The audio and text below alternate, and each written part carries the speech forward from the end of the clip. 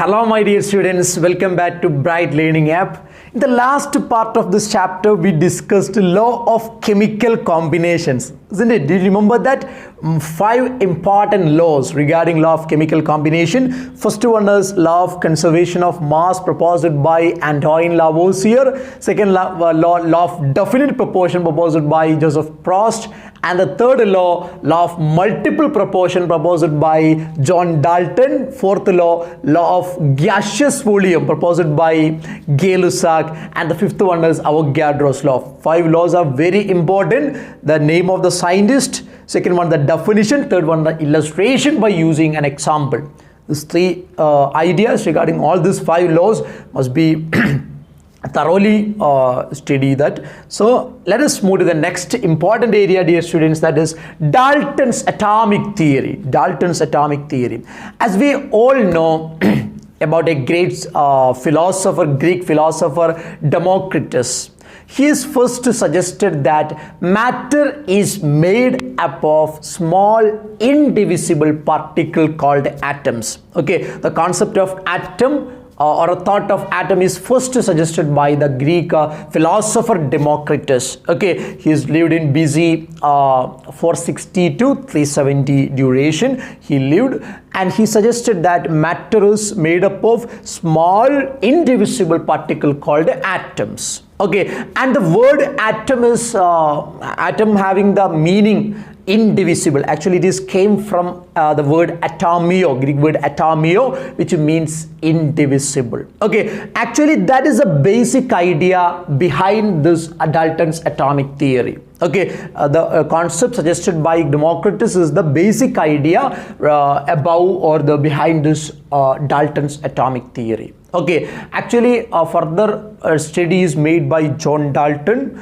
And after his research, he published his paper or his book called A New System of Chemical Philosophy in 1808.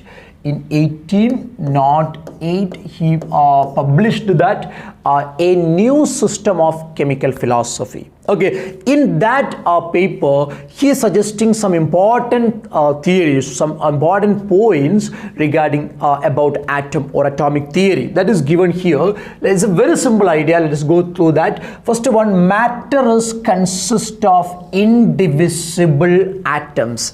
Matter is consist of indivisible atoms. So, dear students, before entering in details of this, we must know this theory is introduced by John Dalton during the year 1808. That means the starting period of 18th century. Okay, so all the points described here may not be completely true. Okay, now we are living in a scientifically developed most modern era. So now we have highly sophisticated techniques and experimental techniques to check the divisibility and other physical and chemical properties. All things are possible now. So the theory is not proposed now or in the recent years. It is in 18th century. So all the points discussing here may not be same, but may not be true, but that will be modified in the coming theories or the coming scientists will modify that all. Okay, so you must have an idea about that. So the first point, matter consists of indivisible atoms or indivisible particles called atoms. Actually, that statement is not right, because why? Now we know that atoms can be divided into subatomic particles called electrons, protons, neutrons, isn't it? So that can be divided, but at that stage in the starting area of 18th century, they believed that, or they understood that this matter is made up of small indivisible particles, and that particles are called atoms. Very simple point, very simple point. And the second point, all atoms of a given element, all atoms of a given element have identical properties, including identical mass. If we are taking atoms of any identical element, suppose we are taking the atoms of sodium. If we are taking a sodium metal, it consists of lot of sodium atoms, isn't it? Okay, and if you are taking any other carbon, okay, it contains lot of carbon atoms, no doubt. So all the atoms of a given element will be identical in the properties, including the mass will be same, and its properties also will be same. Okay, very simple idea. So atoms of at the same time, if you are taking atoms of different element, if you are taking atoms of same elements, no doubts its properties as well as mass will be identical. But if you are taking the atoms of different elements, will it same in the properties and mass? No, that will be just a different, no doubt in that. If you are taking different elements, if you are taking atoms of a given element, that will be identical, its properties as well as mass. If you are taking different elements, that will be different in mass, no doubt. If the mass is different, its properties also will be different. Okay, so the point is very simple. If you are taking the atoms of same elements, its properties will be same and its mass also will be same. And if you are taking the atoms of different element, it is a simple idea, its properties and mass will be different. It's a simple idea. And the next point, compounds are formed when atoms of different elements combine in a fixed ratio. That's also a very simple idea. How the compounds are forming, dear students? Compounds are forming by the combination of atoms of different elements in a fixed ratio, no doubt. Suppose we want to get water molecule H2O, you know, hydrogen is an atom of hydrogen, and oxygen is an atom of oxygen. Okay, so this is the atoms of different elements, isn't it? This is the atom of the element hydrogen, and this is the atom of element oxygen. So the atoms of different elements are combined together in a fixed ratio. In a fixed ratio, here you have the ratio 2:1 ratio. These two atoms are combined together, and we are getting water molecule, or we are getting a new compound. We are getting new compound. Okay, suppose you want to get carbon dioxide. How we will get? Atom of carbon and atom of oxygen will combine together in a ratio of 1:2. One carbon atom is needed and 2 oxygen atom is needed, isn't it? So that is a way of formation of a compound. A compound is formed by the combination of atoms of different elements, in a fixed ratio, atoms of different element in a fixed ratio. That is called that's a way of formation of compounds. Have it clear? Yes, very simple idea. And the fourth one, chemical reactions involve reorganization of atoms. That means neither created nor destroyed in a chemical reaction. It's a very simple idea. Chemical reactions involve reorganization of atoms. Actually, in the law of chemical combination, we discussed the law of conservation of mass, which is proposed by Antoine Lavoisier. What it states: during a chemical reaction, matter can neither be created nor destroyed. That means total mass of the reactant will be retained in the reaction. That means total mass of reaction will be equal to total mass of the product. Have you clear this? So total mass of reactant will be directly converted to product. Reactants and products are entirely different. So there will be only the reorganization of atoms. Okay, so we will get a new product. Have it clear? Very simple idea. So we can take the example. That means when CH4 is doing combustion, that means reacted with oxygen, we will get CO2 plus 2H2O. This is the balanced reaction. So if you take this reaction, you will get total mass of if you count the atoms, here we have one carbon atom, here also we have one carbon atom. Okay, here we have 4 hydrogen atom, here also we have 4 hydrogen atom, here we have 4 oxygen atom, here we have 2 oxygen, here also we have 2 oxygen. So what has happened here? Actually in methane, one carbon is combined with 4 hydrogen. In here we have O2 molecule, but it is just reorganizing. That means carbon is combined with 2 oxygen, so we are getting 2 we are getting 1 carbon dioxide, and the remaining atoms are combined combines together to form what? A molecule. Okay, so actually there is no foreign atom is coming and no atom is going out from this reaction mixture.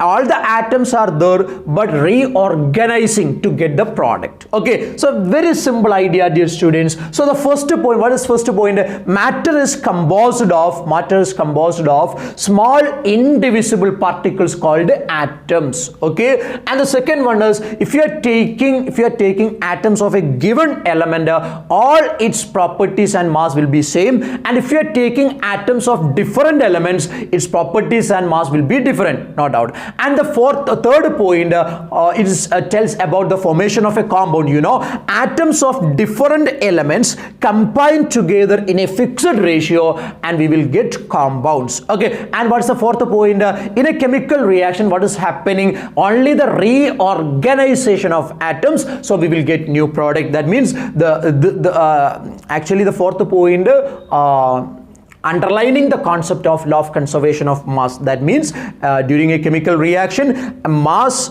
or matter neither be created nor be destroyed. Okay, actually initially what we have, the same thing we will get as a result of the product, but we will get different product. That means different substance we will get because there will be the reorganization of atoms. Okay, by the reorganization of atoms, reactant will convert it to product. Have you clear this idea? Yes. So this is about Dalton's atomic theory. And when we discuss more about Dalton's atomic theory, we can say that by using Dalton's atomic theory, we can able to explain law of chemical combination. We can explain law of chemical combination by using Dalton's atomic theory. But by using Dalton's atomic theory, we cannot explain law of gaseous volume proposed by Gay-Lussac. By using Dalton's atomic theory, we cannot explain law of gaseous volume proposed by Gay-Lussac. Okay, and you know, here in the third point, it tells that compounds are forming by the combination of atoms of different elements in a fixed ratio.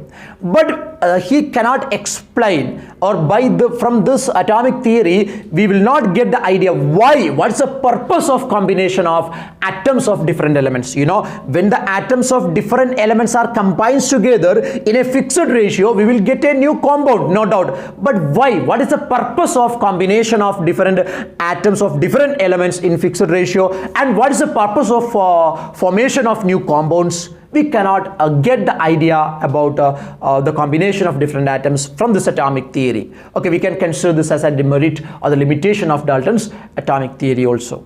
Have you clear this? Okay, so it's a very simple idea, Dalton's atomic theory. Okay, so when we discuss about atomic theory, or when we are discussing about atoms, we must know a simple idea, that is atomic and molecular mass. The first point is atomic mass. Dear students, first one is atomic mass. What is atomic mass? From the name itself we will get atomic mass means mass of atom. Okay, if you are getting a carbon atom and we have to tell the mass of that, then there is a atomic mass of carbon. Okay, so atomic mass means mass of an atom. Okay, now we have highly sophisticated techniques like mass spectrometry to measure the exact mass of an atom.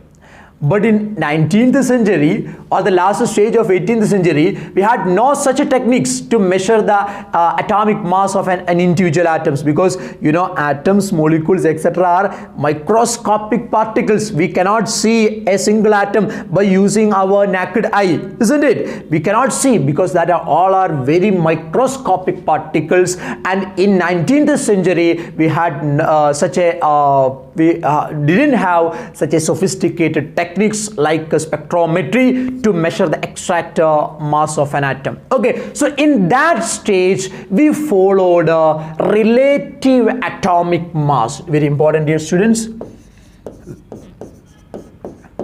Relative atomic mass.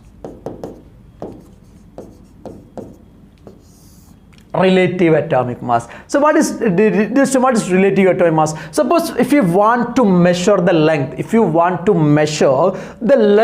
of this screen, okay, if you want to measure the length of this smart board, okay, but you don't have any scale or any other instruments to measure the length, but we have this pen. We have to measure the length by using this pen. How? We can give the relative length. That means suppose we are measuring this and we are getting that the length of this screen is 10 times or 15 times greater than the length of this scale, this pen. We will get, suppose we are getting like that, and that is called the relative length. Okay, so relative means we are comparing the length of a standard one. Okay, suppose we are taking an element, mass of an element as a standard one, and we are comparing the mass of all other elements by using the standard one, and that is called relative atomic mass. We cannot find the exact atomic mass of an element directly, so we are comparing, we are relating the atomic mass of the element with a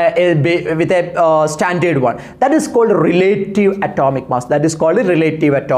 Okay, so in 19th century the scientists followed this method to explain or to use the atomic mass, that is relative atomic mass. We will say that atomic mass, but actually it is what? Relative atomic mass. What is it? Relative atomic mass. As you know, hydrogen is the lightest atom, having very least atomic number is 1, and mass number also, or the mass also, very light, very less. Okay, so in 19th century the scientists taken hydrogen atom, it is the lightest element, as the base to measure the relative atomic mass. Okay, and arbitrarily they given the atomic mass of hydrogen is 1 without any unit. Okay, for to measure the atomic mass of all elements, we want to get a base, then only we have to compare that mass with all other, and we have to get the relative atomic mass. Okay, for that purpose they taken hydrogen, it is the simplest element,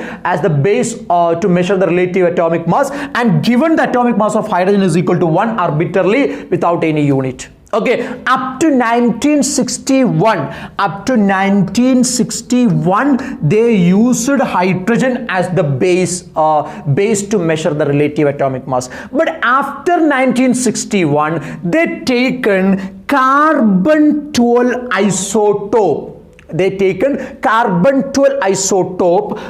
To measure the relative atomic mass, or they taken as the base carbon 12 isotope. Okay, to measure the relative atomic mass of the other atom. What is carbon 12? There are a lot of isotopes. You know what is isotope? The species having same atomic number but different mass number, that is called isotope. If you take carbon atom, there are a lot of isotopes like carbon 12, carbon 13, carbon 14. Among that, carbon 12 isotope is taken as the base to measure the relative atomic mass. Okay, and more specifically we can say that we are not taking the complete carbon 12 atom for measuring the relative atomic mass. We are taking 1/12th part of carbon 12 isotope. Okay, we are not taking the complete mass of carbon 12 atom. We are taking the 1/12th part of one atom of carbon 12 isotope as a base to measure the relative atomic mass. Okay, and one more point, the unit of relative atomic mass by taking 1/12th part of carbon 12 isotope is AMU. AMU is the unit of relative atomic mass. Okay, what is AMU? Atomic mass unit. Atomic mass unit. Atomic mass unit. Dear students, what is one atomic mass unit? One atomic mass unit, 1 AMU will be equal to what? 1 AMU will be equal to what? Very simple. 1 AMU is equal to 1/12th part of mass of one atom of carbon 12 isotope. Okay, that is what mass of that is equal to 1 AMU. That is equal to 1 AMU. So 1 AMU is equal to 1/12th part of mass of one atom. Mass of one atom of carbon 12 isotope. carbon 12 isotope. Okay, this is called 1 AMU. This is called 1 AMU. And if you measure the relative, if you take the 1 by 12th part of mass of one atom of carbon 12 isotope, we will get a 1.66056. You will get a it's a very important idea. You should note 1.6605, 1.6605, 6 into 10 raised to minus 24 gram. Minus 24 gram is the value of 1 AMU. I am repeating, dear students, during the last stage of 18th century or the starting of 19th century, we don't have any sophisticated techniques to measure the atomic mass. So there we followed relative atomic mass. We are relating, or we are comparing the atomic mass of all elements with a base mass of 1, which is the base we taken at the initial state, hydrogen, because it is the lightest element, as you know. And after 1961 we selected carbon 12 isotope, or more typically we can say that 1 by 12th part of carbon 12 isotope is taken as the base to measure the relative atomic mass. And and the unit of relative atomic mass, by taking the carbon 12 isotope as the base, we can say that is AMU, atomic mass unit. And 1 atomic mass unit is equal to 1 by 12th mass of 1 carbon 12 isotope. Okay, that is equal to 1.6656 into 10 raised to 1.66056 into 10 raised to minus 24 gram. Okay, and how we will get the mass of other elements? How we will get the mass of other elements? Very simple. We are comparing mass of all other elements with 1 AMU. That means 1 by 12th mass of one atom of carbon 12 isotope. Okay, for example, how we will get the mass of hydrogen atom? Mass of hydrogen atom. Mass of hydrogen atom means relative mass. Actually, we will tell mass of hydrogen atom, but actually what it is? Relative atomic mass. So mass of hydrogen atom. Mass of hydrogen atom is equal to, so first of all we want to know the mass of hydrogen atom. That is equal to 1.6736, 1.6736 into 10 raised to minus 24 gram. This is the atomic mass of hydrogen. Okay, this is atomic mass of hydrogen. So but we are actually not taking the atomic mass. Then what? Relative atomic mass. So first of all we have to relate this mass of hydrogen with what? A mass of 1 AMU. Okay, so 1 by 12th part of carbon 12 isotope. So as you know, 1 AMU is equal to what? 1.66056 into 10 raised to minus 24 gram. Okay, so when we solving this, we will get the relative atomic mass of hydrogen atom. Okay, so that will be equal to 1.0078 gram. Okay, no, not gram. Actually, we are taking in AMU. You know, relative atomic mass of unit of relative atomic mass is AMU. So we will get a 1.0078 AMU. Okay, this we will as rounded one. We will take this 1.0080 AMU. We will use both. In a simple calculation, we will take it is 1.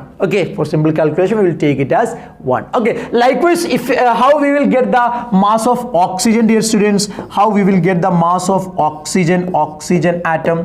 How we will get the mass of oxygen atom? First of all, we have to take the mass of oxygen divided with 1 AMU, 1.66056 into 10 raised to minus 24 gram. We will get 15.995 AMU. Okay, this is the atomic mass of oxygen. So this we will take for practical calculation. We will take 16. Not all, we will take it is 16. So this is the atomic mass or the relative atomic mass. What is atomic mass, dear students? Atomic mass, actually we are telling atomic mass, but it is actually relative atomic mass. Relative atomic mass means we are relating the mass of all atoms with a base thing. Okay, which is taken as base.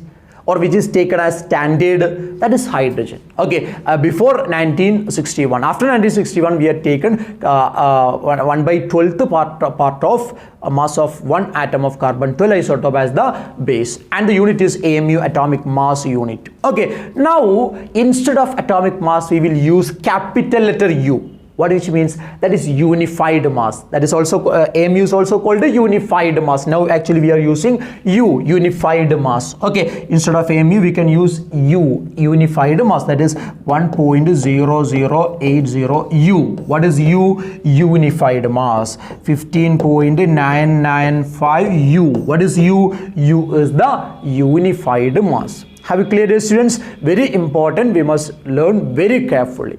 Okay, very important. So the next point is, students, so we must know we are discussing relative atomic mass. Before 1961 we taken standard as hydrogen, after that carbon 12 isotope, more specifically 1 by 12th mass of one atom of carbon 12 isotope is taken as the standard, and unit is AMU. Unit is AMU. 1 AMU is equal to 1 by 12th mass of one atom of carbon 12 isotope, which is equal to 1.66056 into 10 raised to minus 24 gram.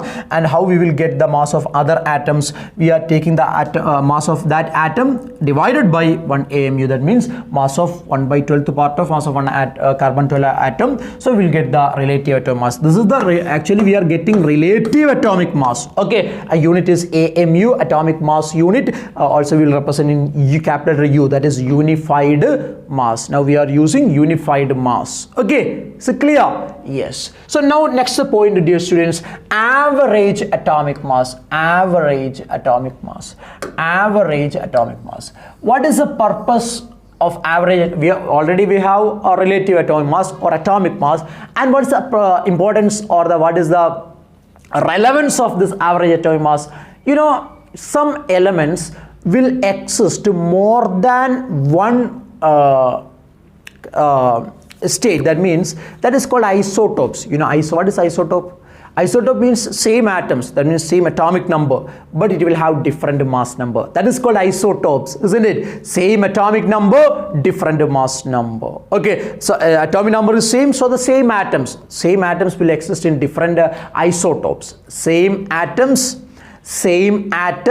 will exist in different isotopes. Clear? Same atoms will exist in different isotopes. So which isotope we have to take to express the atomic mass? So in such cases we will take that all isotopes and we will take the average atomic mass of that all, and we will tell that as the atomic mass of that. Okay, so we had, for example, you know, if you take hydrogen, there are 3 isotopes, as you know. For 3 isotopes are there for hydrogen. First one is protium, second one is deuterium, third one is tritium. These are the 3 isotopes of hydrogen atom, isn't it? And if you take carbon atom, it is given here. Carbon 12 is here, carbon 13 is here, carbon 14 is here. And if you take a chlorine, you know, chlorine 35 is the and also chlorine 37 is there. Likewise, there are lot of elements which can exist more isotopic states. Okay, in such cases we will express not atomic mass or relative atomic mass, we will express average atomic mass. How can we measure the average atomic mass? Very simple, dear students, very simple. Average atomic mass. Okay, average atomic mass is equal to, okay, here let us take the isotopes of carbon. Carbon 12 is there, carbon 13 and carbon 14 is there. Okay, if you take the average atomic mass of this carbon, we have, first of all, what can we do is, first of all, we take the atomic mass of the first isotope. If we take carbon 12 isotope, its atomic mass is 12, and its relative percentage or relative abundance is 98.892. Okay, so first of all, we take the atomic mass, that is 12 into its relative abundance, that is 98.892 plus. Then let us take the second isotope, that is carbon 13, which have the atomic mass, that is AMU or in unified mass. Here you have to give U, Okay, U, and here we have 13.00335 U into what's the relative abundance? 1.108 plus, okay, plus, and the third isotope, carbon 14, its atomic masses in unified mass 14.00317 into its relative abundance, that is 2 into 10 raised to minus 10. Okay, this is the relative abundance. This relative abundance, which is equal to 12.011 U. Okay, so dear students, so for writing the atomic mass of carbon, we will use generally 12. Why? Because we are taking the average atomic mass. Okay, for practical calculation, we just write 12. 12 itself, not need to write 12.011 U. It's just 12 U. Okay, so how we will get that 12 U? Actually, that is not the relative atomic mass. That is the average atomic mass. That means we are taking the average atomic mass of all the isotopes of that particular atom. If you take carbon atom, there are 3 isotopes, that is carbon 12, 13, 14. And how we will get the average atomic mass? We are taking the atomic mass into its percentage composition or percentage abundance plus the next mass of next element and its relative abundance plus the next element into their relative abundance. If you do the same thing for all isotopes present in a mixture, so we will get the average atomic mass. Okay, if you take the chlorine, how we will get the relative atomic mass? Very simple. First of all, we'll take the atomic mass of carbon 35. Okay, we'll take the atomic mass of 35. If we take the 35 as such, 35 into its relative abundance plus 37 into its relative abundance, we will get what? Its average atomic mass. So this is the way of finding average atomic mass. That also very important, average atomic mass. So atomic masses we studied and also average atomic mass. Okay, these are the basic ideas. Those all are the basic ideas. As you know, this is the chapter, some basic concepts of chemistry. Okay, so we are only discussing the basic and important things. We have to expect some little questions or one more question from these all areas. Okay, and the next one is, dear students, that is molecular mass. What is molecular mass? Before that, what is molecules? What is molecules? You know, molecules are formed by the combination of atoms. There may be the combination of same atoms or different atoms. There will be the formation of molecules. Okay, and how we will get the molecular mass? What is molecular mass? Molecular mass is the mass of that molecule. How we will get that molecular mass? You know, molecular mass molecule will contain more than one atoms, and if you take the sum of all the atoms present in that molecule, we will get the molecular mass. I am repeating, if you take the sum of masses of all atoms present in a molecule, we will get molecular mass. Have you cleared that idea? Yes, for example, dear students, suppose we are taking CH4. CH4. This is a molecule, as you know. How we will get the molecular mass of CH4? You know, CH4 is a molecule which contains 5 atoms. 1 carbon atom and 4 hydrogen atom. Okay, and if you add the atomic mass of all these 5 atoms present in CH4, we will get the molecular mass of CH4, isn't it? Yes. So let us add. We have carbon. We have only one carbon. You know, what is the atomic mass of carbon or the average atomic mass of carbon? You know, in the case of atoms, we have more isotopes. We'll take the average atomic mass. Average atomic mass of carbon is 12.011 U. You should by heart 12.011 U. Okay, so let us take 12.011 U. This is the atomic mass of carbon. Actually, this is the average atomic mass. In the case of elements which have more isotopes, we will take the average atomic mass. We will use the term atomic mass, but sometimes it will be average, sometimes it will be relative. Okay, relative, always it will be relative, but if there is more isotope, that will be average atomic mass. And what about hydrogen? We have 4 hydrogen, so 4 into what's the atomic mass of one hydrogen? As you know, that is 1.008 U. 008 008U, okay, or 0080U. So we will get the, if you add this two, we will get the molecular mass of CH4, that is equal to 16.043. 16.043 U is the molecular mass of CH4. Okay, so this is the accurate calculation, but normal calculation, you know, we will take atomic mass of carbon is equal to 12U and atomic mass of hydrogen is equal to 1U. Okay, so if you take the molecular mass of CH4, we just add what? We just add 12 plus 4 into 1, which is equal to 16U. This is, we will use the normal calculation, we will get 16U as the molecular mass, but this is the accurate calculation. For practical purpose, we only use that.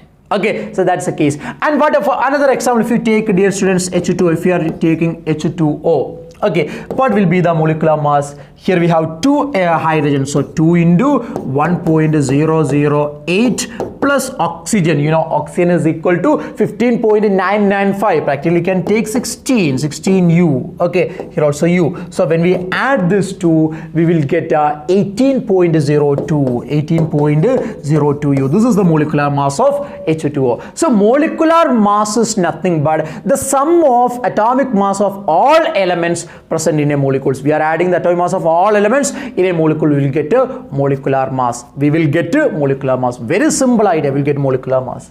Is it clear, dear students? That means just adding atomic mass of all elements in a molecule, we will get a molecular mass. We are getting molecular mass. Have it clear? Yes, very important idea and also very simple idea. So dear students, one more concept is there regarding atomic mass, that is here formula mass. And you know, if you are taking some compounds like sodium chloride, it's an ionic compound, as you know. If you are taking compounds like sodium chloride, in sodium chloride, there is no discrete molecules. In sodium chloride, there is no discrete molecules as their constituent units.